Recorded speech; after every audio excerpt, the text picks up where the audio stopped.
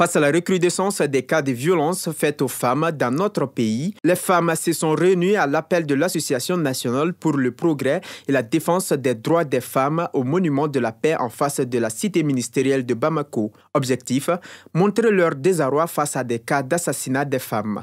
L'objet de notre rencontre, c'est pour manifester, c'est pour montrer notre désolation, notre désarroi par rapport à l'assassinat des femmes.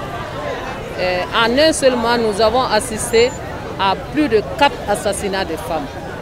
Donc nous pensons que trop c'est trop, nous devons maintenant réagir. Et dans le silence, on tue les femmes, on ne voit pas de réaction, ni par la police, ni par la gendarmerie. Endurcir les peines contre les auteurs de crimes contre les femmes, c'est l'un des messages sur lesquels les marcheurs ont porté l'accent.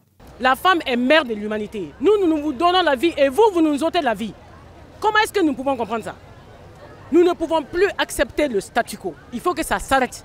Il faut qu'on prenne une loi pour protéger toutes les populations, indépendamment du sexe. Et en cette année, nous avons enregistré déjà 4 cas d'assassinat à l'endroit des enfants allant de 3 à 15 ans. Donc nous sommes là pour interpeller les autorités afin qu'ils puissent prendre des mesures pour mettre fin à ces crimes odieux.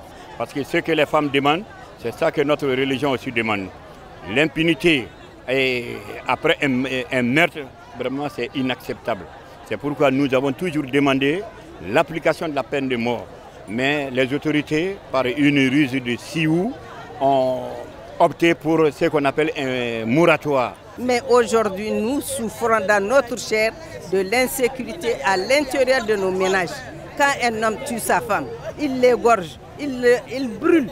C'est des choses qui sont atroces, on ne peut même pas les dire.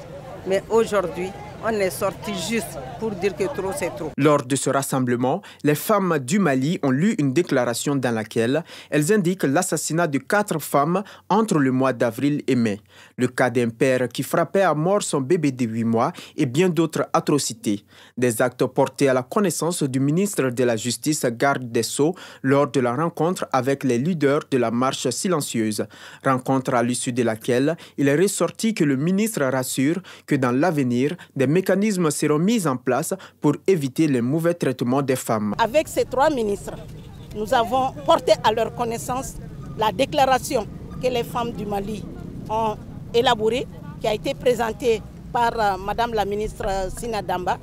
Et après cette déclaration, le ministre de la Justice, garde des Eaux, nous a rassurés pour nous dire que le gouvernement est de toute oreille avec nous pour pouvoir dégager les mécanismes et les procédures pour que de telles exactions ne se produisent plus au Mali. Les femmes espèrent que leurs doléances soient prises en compte par les décideurs afin qu'elles continuent de vivre en paix dans une société de plus en plus tolérante face à la violence.